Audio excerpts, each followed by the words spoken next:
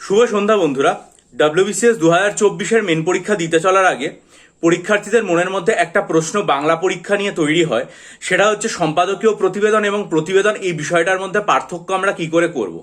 আজকে আমি আপনাদের সামনে আনন্দবাজার পত্রিকা থেকে একদম স্পষ্টভাবে উদাহরণ হিসাবে দেখিয়ে দেবো যে প্রতিবেদন এবং সম্পাদকীয় প্রতিবেদন কি আর তার মধ্যে কি কি তফাৎ রয়েছে। ঠিক আছে, কারণ WBCS পরীক্ষায় মূলত সম্পাদকীয় প্রতিবেদন লিখতে দেওয়া হয় আর মিসলেনিয়াস বা ক্লার্কশিপ পরীক্ষায় সাধারণত প্রতিবেদন লিখতে দেওয়া হয়। দুটোর মধ্যে কিছু ছোটখাটো তফাৎ আছে, আপনারা একবার দেখে নিন। এটা হচ্ছে আনন্দবাজার পত্রিকা, দেখে নিন একদম। এইটা হচ্ছে আনন্দবাজার পত্রিকা। হ্যাঁ, এবার আনন্দবাজার পত্রিকার প্রথম পাতায় একদম শেষের দিকে এই খবরটা দেখুন আপনারা। কি বলা হয়েছে? বলা হয়েছে পেট্রোকমের আগুনে মৃত 1, জখম 17। এই যে দেখুন এখানে লেখা হয়েছে, এই রিপোর্টটা একটা শিরোনাম আছে, তারপর নিজস্ব সংবাদদাতা, তারপরে রয়েছে জায়গার নাম এবং তারিখ। ঠিক আছে, এই জিনিসটা এখানে রয়েছে। তাহলে হলদিয়া থেকে রয়েছে, তারিখ থাকবে এবং পেট্রোকমের আগুনে মৃত জখম, এরপরে পুরো জিনিসটা থাকবে। এই যে রিপোর্টটা এখানে করা হয়েছে, এখানে কিন্তু যিনি রিপোর্টার অর্থাৎ নিজস্ব সংবাদদাতা, তিনি কিন্তু নিজস্ব মতামত এখানে দিচ্ছেন না। তিনি প্রথমে ঘটনাটার বিবরণ দিয়েছেন, কতজন মারা গেছেন, কিভাবে আগুন লেগেছে, যারা মারা গেছেন তাদেরকে কিভাবে বাঁচানোর চেষ্টা করা হয়েছিল, নার্সিংহোমে নিয়ে যাওয়া হয়েছে, এলাকাতে জেলা শাসকরা এসেছেন, এলাকার বিধায়ক এসেছেন, তদন্তের প্রক্রিয়া চলছে, এই পুরো যে ব্যাপারটা রয়েছে সেটা রয়েছে। এবং এই লেখাটার মধ্যে চেষ্টা করা হয়েছে বিভিন্ন এলাকার যে মানুষজন আছে তাদের বক্তব্য তুলে দেওয়ার ক্ষেত্রে, যাতে কি হয়েছিল সেটা গ্রাউন্ড জিরোতে দাঁড়িয়ে বোঝা যায়।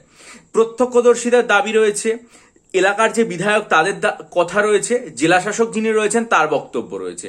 কিন্তু যিনি রিপোর্টার, নিজস্ব সংবাদদাতা যিনি, তার কোনো বক্তব্য এখানে নেই। অর্থাৎ তিনি একটা ঘটনার বিবরণ দিচ্ছেন এবং তিনি যে সেটা গ্রাউন্ড জিরোতে দাঁড়িয়ে দিচ্ছেন সেটা পরিষ্কারভাবে পরিস্ফুট করার জন্য তিনি ওখানকার লোকেদের সাথে কথা বলছেন, ওখানকার জেলা শাসক বিধায়ক তাদের সাথে কথা বলছেন, তাদের কথাবার্তাগুলো লেখার মধ্যে তুলে ধরছেন এবং পুঙ্খানুপুঙ্খ বিবরণ এখানে রয়েছে। কোনো অবস্থাতেই কিন্তু একজন রিপোর্টারের নিজস্ব যে মতামত সেটা এখানে নেই। ঠিক আছে, এবার 2 নম্বর আমি আপনাদের সামনে যেটা নিয়ে আসবো সেটা হচ্ছে যে সম্পাদকীয় প্রতিবেদন। আনন্দবাজার পত্রিকার 4th পাতা, এবং এই 4th পাতাতে বন্দে মাতরম বলে যে অংশটা রয়েছে আপনারা দেখে নিন একবার। এই যে বন্দে মাতরম বলে যে অংশটা রয়েছে, ঠিক আছে, এইখানে আনন্দবাজারের যে সম্পাদকীয় কলম সেটা লেখা হয়। এখান থেকে আপনাদের একটা কলাম দেখাতে চাইবো, সম্পাদকীয় প্রতিবেদন দেখাতে চাইবো। সেটা হচ্ছে, দেখে নিন, এটা হচ্ছে লেলিহান। ঠিক আছে, এইটা হচ্ছে লেলিহান, এটা হচ্ছে দেখুন একটা সম্পাদকীয় প্রতিবেদন। ঠিক আছে, এটা কি? এটা হচ্ছে আমরা সবাই জানি কিছুদিন আগে একটা কোচিং সেন্টারে আগুন লেগেছিল এবং কোচিং সেন্টারে যে আগুন লেগেছিল সেটার পরিপ্রেক্ষিতে এইটা লেখা হয়েছে। 3টে প্যারাগ্রাফে লেখা আছে। দেখুন কোথাও আর কি লেখকের কোনো নাম নেই, পুরো জিনিসটাকে এখানে 3টে প্যারাগ্রাফে ভেঙে লেখা আছে। ঠিক আছে, কোনো জায়গার নাম নেই, কোনো কিছু নেই।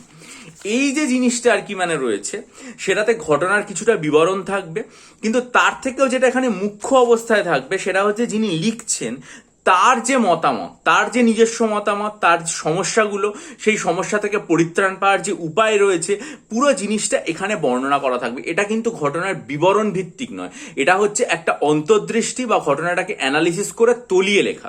এবার একটা প্রশ্ন আমাকে জিজ্ঞেস করতে পারেন, তাহলে পাশে যেটা থাকে সেটা কি?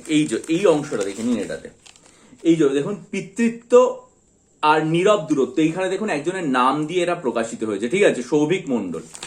এই যে জিনিসটা, এটাকে বলা হয়ে থাকে পত্রিকার উত্তর সম্পাদকীয়। উত্তর সম্পাদকীয় মানে কি? এটা সম্পাদক লেখেন না, এটা একজন লেখক লেখেন যার নাম এখানে রয়েছে, এটা হচ্ছে সৌভিক মণ্ডল। আমাদের কিন্তু এই উত্তর সম্পাদকীয় জিনিসটা পরীক্ষাতে কখনোই লিখতে দেওয়া হয় না। আমাদের যেটা লিখতে দেওয়া হয় সেটা হচ্ছে সম্পাদকীয়। অর্থাৎ আনন্দবাজার এই WBCS মেন পরীক্ষার জন্য আপনার কিন্তু এই জিনিসটা প্রয়োজন হবে, যেখানে আপনার নিজস্ব মতামতটা খুব গুরুত্বপূর্ণ।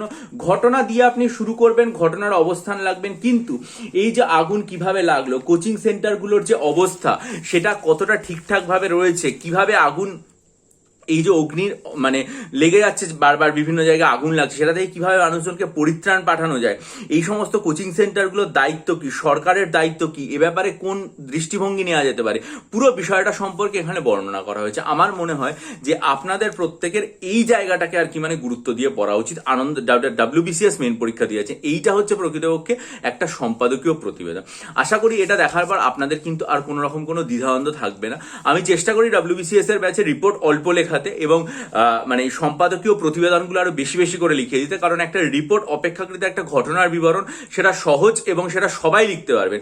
কিন্তু এই যে একটা অন্তর্দৃষ্টি তুলে কোনো বিষয় লেখা, সেই জায়গাটাকে আমি চেষ্টা করি WBCS এর ব্যাচে লিখিয়ে দিতে, যাতে পরীক্ষার্থীরা সেটা পড়ে গিয়ে পরীক্ষাতে লিখতে পারে। ঠিক আছে, এই হচ্ছে ভিডিওর বক্তব্য। যদি ভালো লাগে ভিডিওটা শেয়ার করুন বন্ধুদের মাঝে, লাইক করুন, আপনাদের গুরুত্বপূর্ণ মতামত দিন, আপনারা কি ভাবনা চিন্তা করছেন সেটাও লিখুন। আর যদি মনে করেন যে WBCS পরীক্ষার জন্য ডেসক্রিপটিভ বাংলা, ডেসক্রিপটিভ ইংরেজি এবং অপশনাল সাইকোলজি স্টাডি মেটেরিয়াল নিয়ে এখন থেকে প্রস্তুতি নিতে চান, বা মিসেলিনিয়াস পরীক্ষার জন্য 24টা মক টেস্ট, আর্ট কালচারের ডিটেল স্টাডি মেটেরিয়াল এবং 3000 plus static GK MCQ plus descriptive Bangla, descriptive ইংরেজি, অঙ্ক নিতে চান, তাহলে ডিসক্রিপশন বক্সে আমার ইমেল আইডি দেওয়া রয়েছে, সেটার মাধ্যমে যোগাযোগ করুন। ভালো থাকুন, বিজয়ী হন, সফল হন। চ্যানেলটা সাবস্ক্রাইব করে বেল আইকন প্রেস করে দিন। মূল্যবান খবরের জন্য চ্যানেলের দিকে নজর রাখুন এবং ভিডিওটা হাইপ করে লাইক করে বন্ধুদের মাঝে ছড়িয়ে দিন। ভালো থাকবেন, আপনাদের মতামত জানাবেন।